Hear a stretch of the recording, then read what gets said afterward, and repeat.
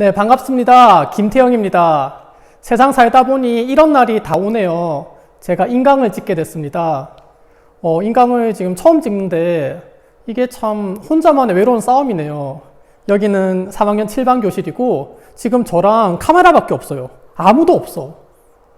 여기 참 아무도 없는 데서 지금 나 혼자 막 이러려고 하니까 좀 되게 그래요.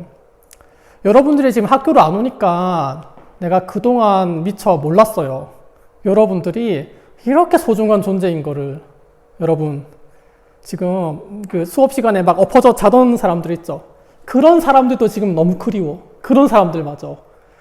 여러분, 많이 보고 싶습니다. 빨리 학교로 오시죠.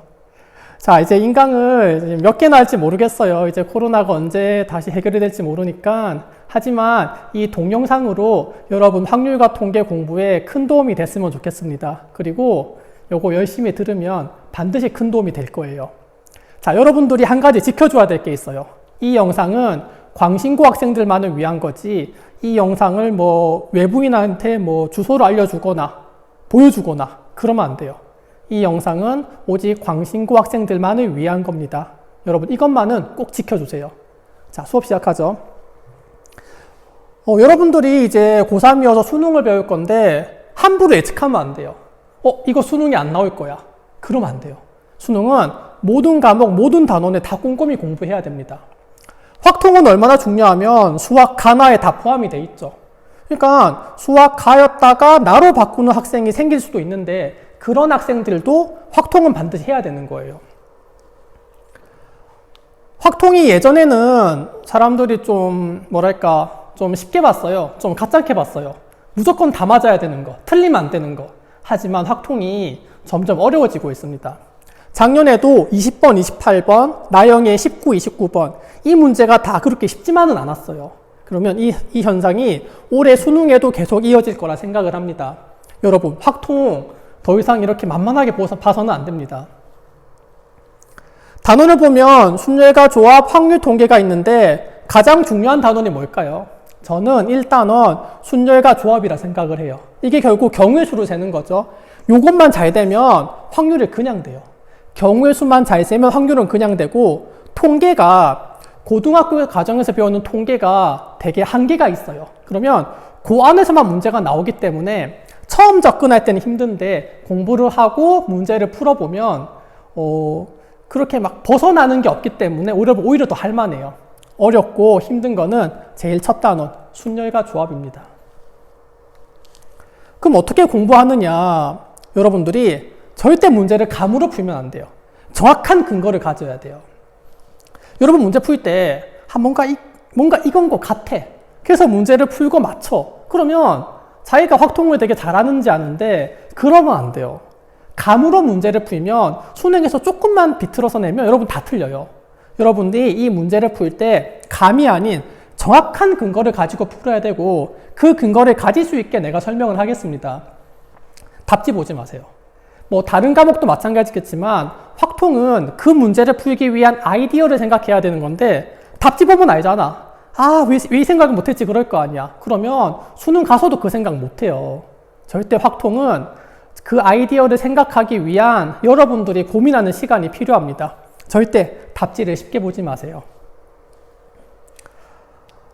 자, 그리고 여러분들이 아직 다 안 넘어갔죠?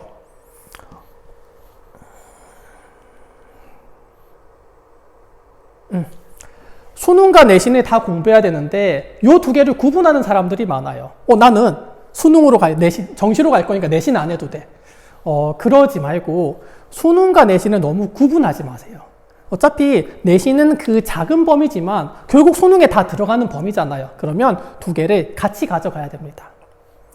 우리가 수업 시간에는 교과서를 다루겠지만 수능 특강 반드시 풀어보세요. 그리고 수능 특강도 중요하지만 저는 기출문제 분석이 가장 중요하다 생각을 해요. 여러분들이 기출문제를 보면 그동안 흐름을 알 수 있고 뭐가 중요하고 어떠한 패턴으로 나오는지를 알 수가 있습니다. 평가원들이 내는 게 패턴이 있어요. 여러분들이 기출문제를 반드시 분석을 해야 됩니다. 제가 이렇게 방과후 수업으로 기출문제 분석을 하려고 했는데 여러분들이 지금 학교로 안 오다 보니 방과후 수업도 할 수가 없어요. 혹시 여러분들이 다시 학교로 오게 되고 방과후 수업을 하게 되면 기출문제 분석 강의를 제가 하겠습니다. 자, 지금 보는 이 인강은 4월 12일, 이번 주 일요일까지만 공개를 합니다. 그러면 4월 12일이 지나면 이 영상을 비공개 처리할 거예요. 그럼 여러분들은 12일까지 반드시 듣고 그걸 제가 확인해서 출결로 매기겠습니다. 숙제가 있습니다. 교과서를 나갈 건데 단원 모든 문제, 예제, 문제, 중단원, 대단원 마무리 모든 문제를 풀어서 제출하세요. 문제까지는 안 적어도 되지만은 풀이 과정만은 풀어서 나중에 여러분들이 학교로 오게 되는 그날 제출해 주세요. 자, 이제부터 수업을 할 건데 바로 고3 책을 하는 게 아니고 1학년 때 너네 배운 거 있죠? 합의법칙, 고배법칙, 순열조합 요거를 간단하게 복습을 좀 합시다.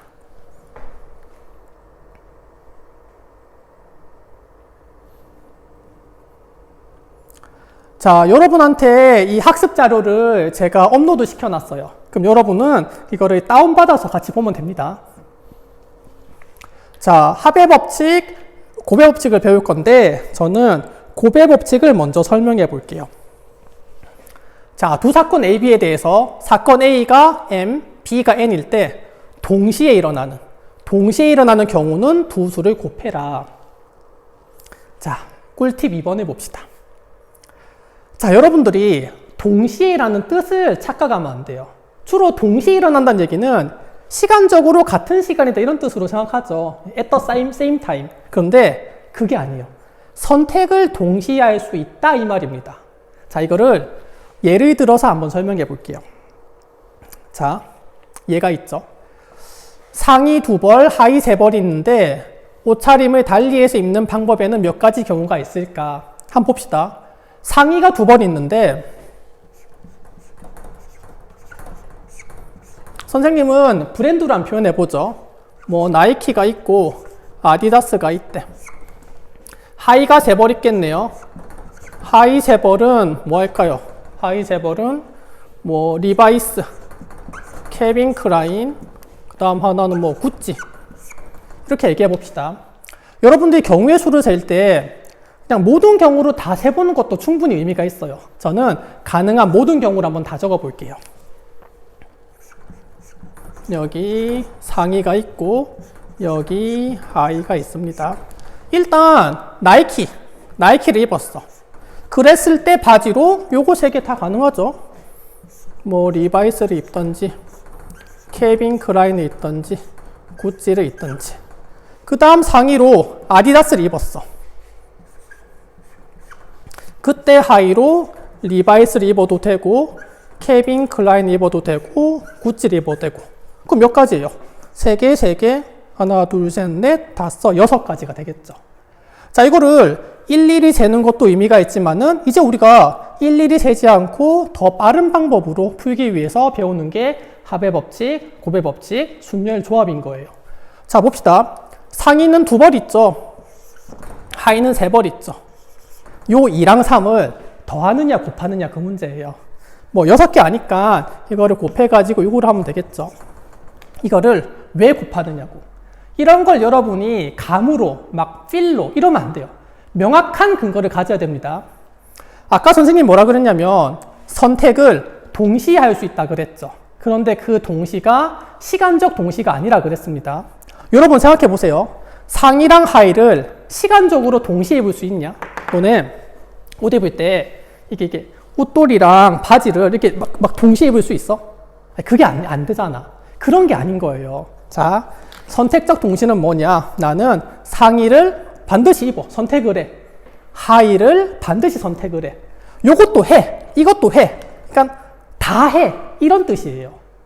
이런 경우도 있을 수 있죠.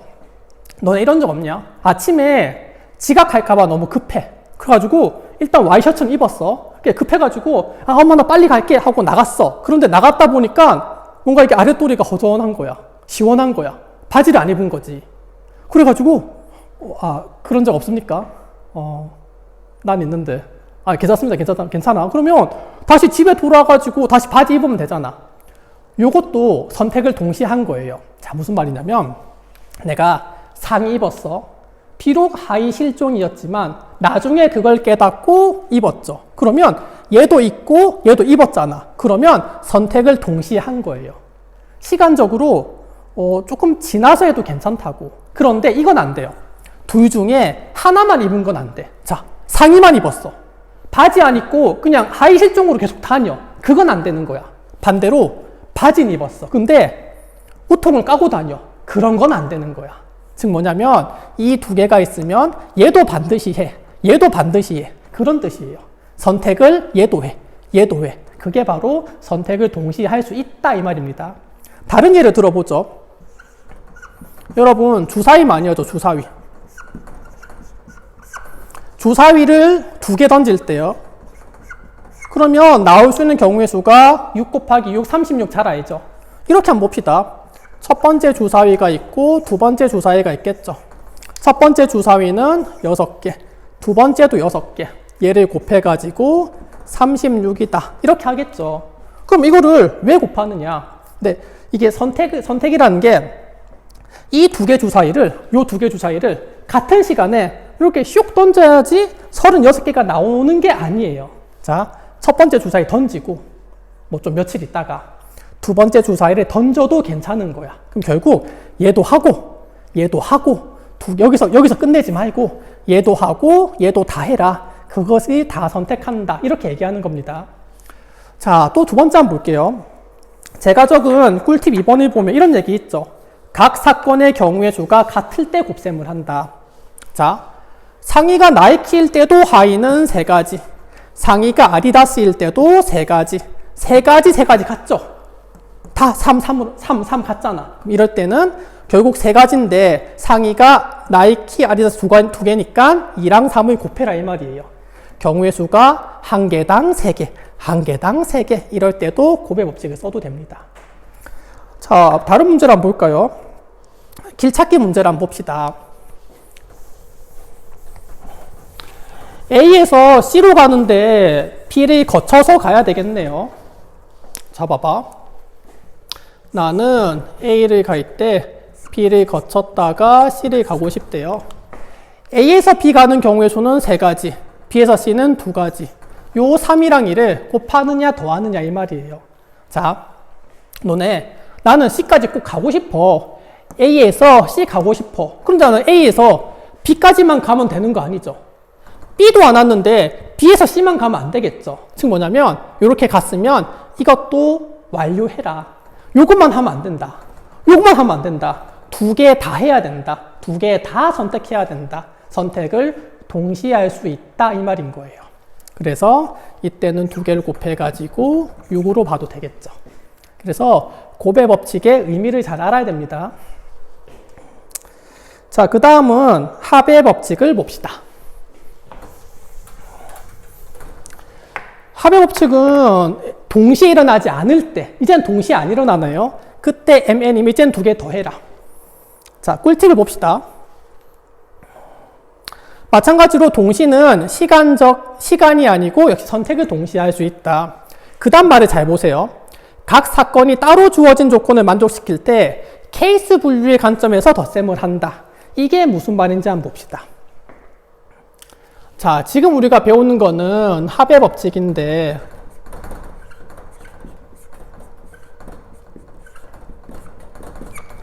결국 요거는 내가 모든 경우의 수를 잘 세고 싶은 거죠. 그러면 막 셀 수 없으니까 케이스 분류를 하자 이 말이에요. 크게 분류를 해서 각각을 세자 이 말이야. 그러면 케이스 분류를 하는 기준이 있어요. 아까 얘기했죠? 동시에 일어날 수 없다. 그게 선택적이라 그랬습니다.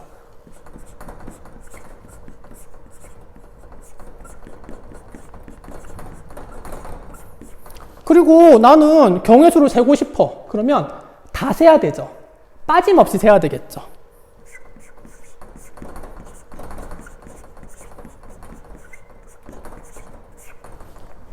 요 2가지 조건을 만족할 때 케이스 분류를 할 수가 있습니다.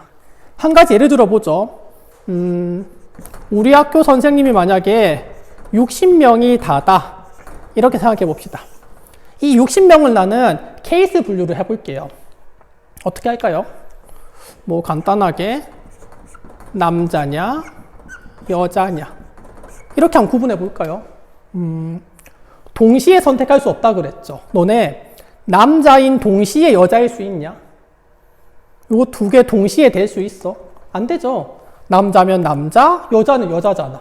이렇게 동시에 선택이 안 되네요. 빠짐없이 셌냐? 자, 너네 모든 이 60명을 남자, 여자 말고 다르게 분류할 수 있습니까?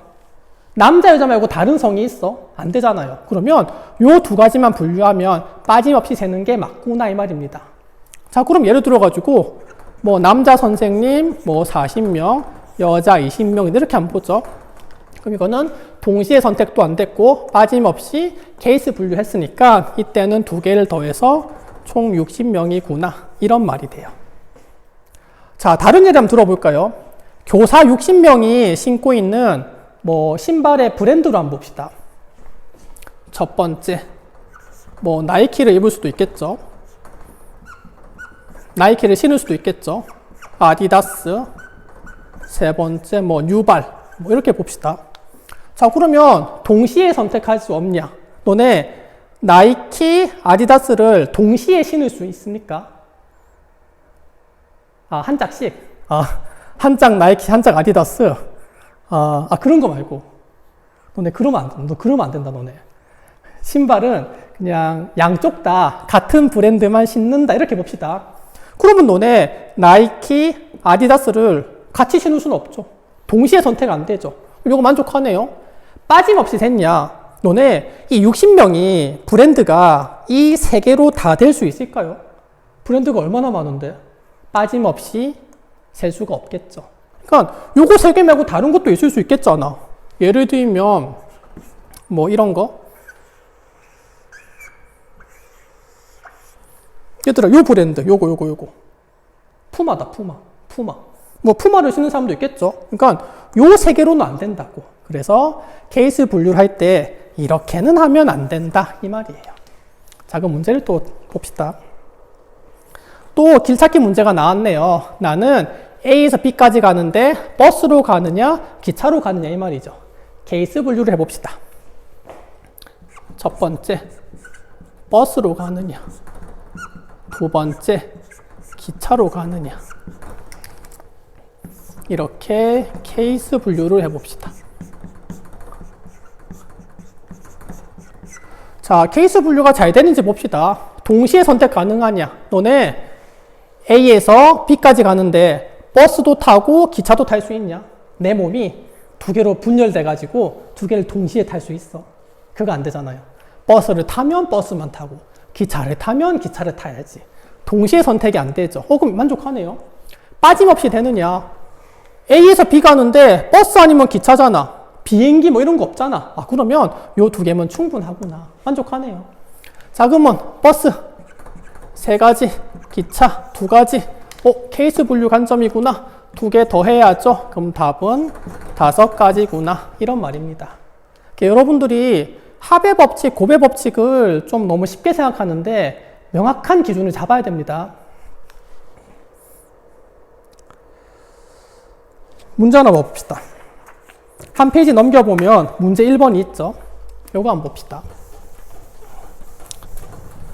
자, A에서 C까지 가고 싶죠. 그러면 B를 거쳐 가도 되고 D를 거쳐 가도 되죠. 자, 첫 번째 케이스 분류 관점에서 봅시다. 이렇게 하나하나 다 되지 말고 케이스 분류 관점에서 보자고.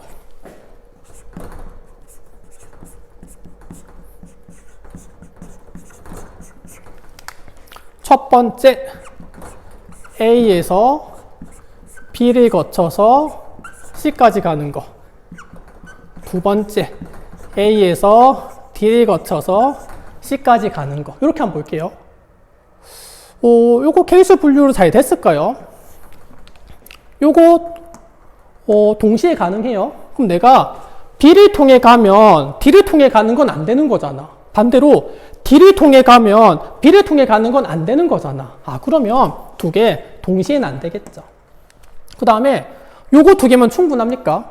자, A가 B 거쳐서 D 거쳐서 말고는 C로 가는 게 없잖아. 그러면 요 두 개면 충분하지. 잘 됐네요. 자, A에서 B로 가는 거 4가지, B에서 C로 가는 거 3가지, 여기는 2가지, 3개지. 얘네들은 각각 어떻게 해야 될까? 곱해야죠. 자, 중간에 멈추느냐 끝까지 하느냐 좀 보세요. A에서 C까지 가야 돼. 그럼 B까지도 가고 그 다음 B에서 C까지도 해야 돼. 얘도 하고 얘도 해야 돼. 그러면 길을 선택하고 얘도 선택하고 선택을 다 해야 되겠죠. 그럴 때는 곱해라. 아니면 이렇게 봐도 됩니다. A에서 B로 제일 위의 길로 갔대. 그때 B에서 C로 가는 거는 3가지. 한 개당 3가지. 그 다음도 3가지. 그 다음도 3가지. 그 다음도 3가지. 한 개당 몇 가지? 다 3가지죠. 그러면 역시 마찬가지. 곱의 법칙을 쓰면 되겠죠. 계산해 봅시다. 12. 계산해 봅시다. 6. 요 2개는 어떻게 할까요? 더해야죠. 케이스 분류 관점이라 그랬잖아. 그러면 얘 2개는 더해라. 그러면 답은 18이 된다. 이 말이 되면 되겠네요. 요 문제가 확률과 통계에서 경우의 수를 세는 아주 대원칙이랄까? 그런 거예요. 첫 번째, 케이스 분류해라. 그러면 각각은 곱의 법칙을 쓰고 결국에는 더한 게 답이다. 경우의 수를 세는 가장 대표적인 유형입니다. 자, 그 다음에 밑에 있는 문제 2번을 한번 봅시다. 이거는 합의 법칙을 이용하는 건데 여러분들이 확률과 통계를 공부할 때 2개 주사위가 대단히 잘 나와요. 자, 여러분 2개 주사위가 나오잖아. 그러면 반드시 표를 그리세요.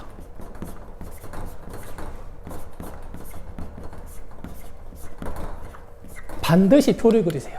표가 거창한 게 아니야. 자, 표는 이런 겁니다.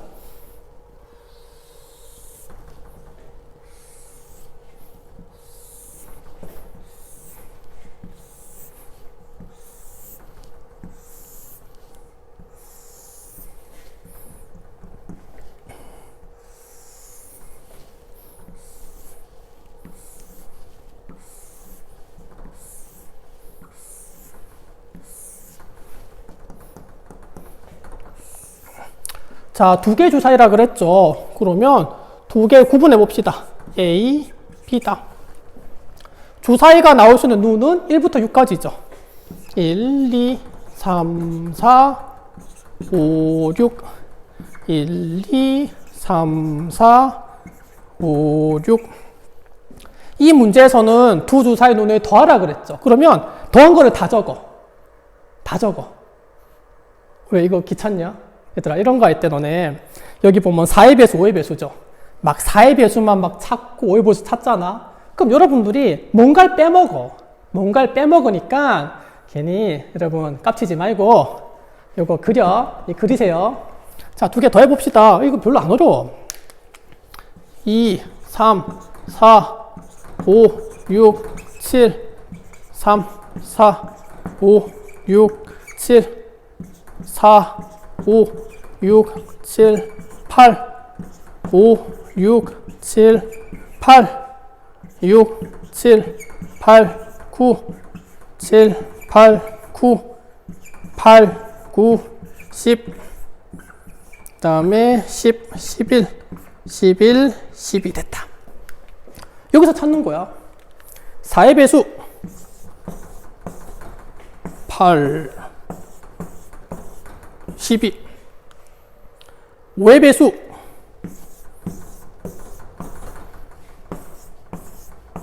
됐네. 요것만 더하면 되겠죠. 그러면 3개, 4개, 7, 10, 11, 13, 15, 16 답은 16개가 되면 되겠네요. 자, 여러분 2개 주사위가 나왔다. 만약에 차를 구해라 하면 2개 차이를 다 적으면 되겠죠. 2개 곱했는데 뭘 나눈 나머지를 구하라. 또 다 적으면 되겠죠. 표 그리는 게 생각보다 시간 많이 안 걸려요.